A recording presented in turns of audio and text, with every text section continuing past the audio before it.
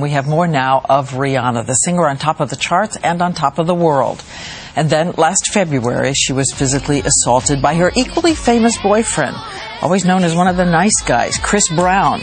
They were just 19 and 20 years old, and experts say it's a characteristic of adolescent explosions that they often start with both partners in a taunting situation they're not able to diffuse. So here again, Rihanna, on the night that began so happily with the boy she loved. He was definitely my first big love. We were best friends, so we fell in love with each other. To fall in love with your best friend, it can be scary. Scary. We just fell really fast. The more in love we became, the more dangerous we became for each other, equally as dangerous, because it was a bit of an obsession, almost. Flash forward.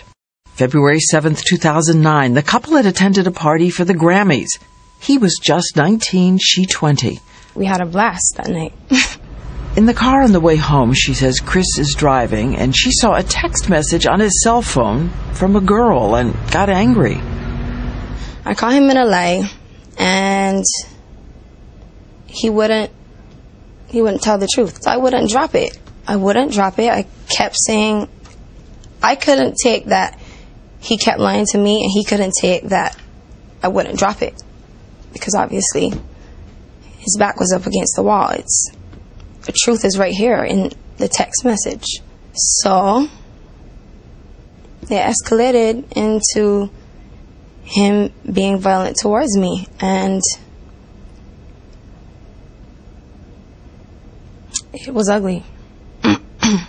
The police report says he continued to drive while they fought. She says he shoved her against the window. At one point, bit her, punched her in the left eye.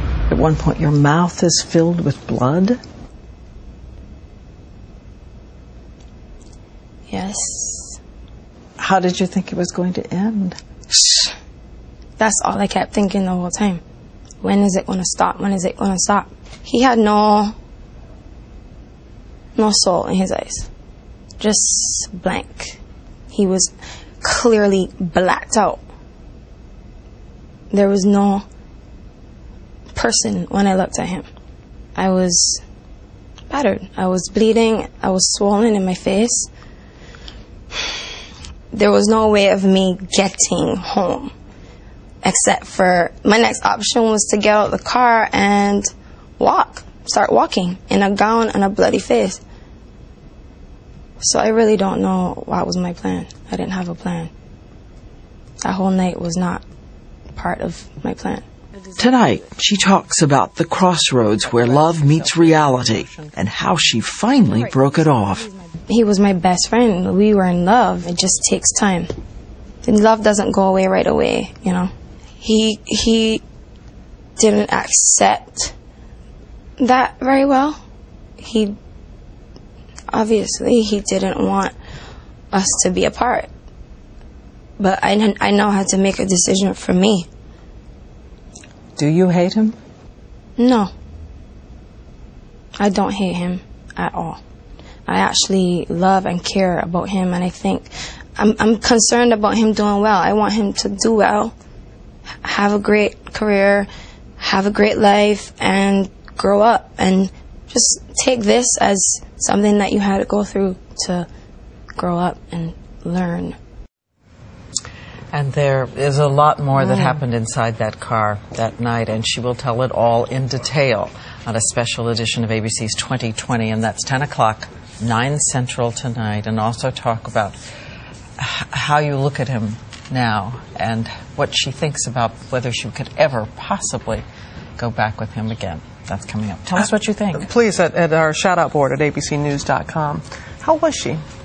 How was she when you were spending time with her? You know, she's this remarkable combination of someone very strong, so much in control of her life and her career, who has gone through something that completely threw her, that upended her idea of the world. However, you're also going to hear about something in her childhood, which she has not talked about before.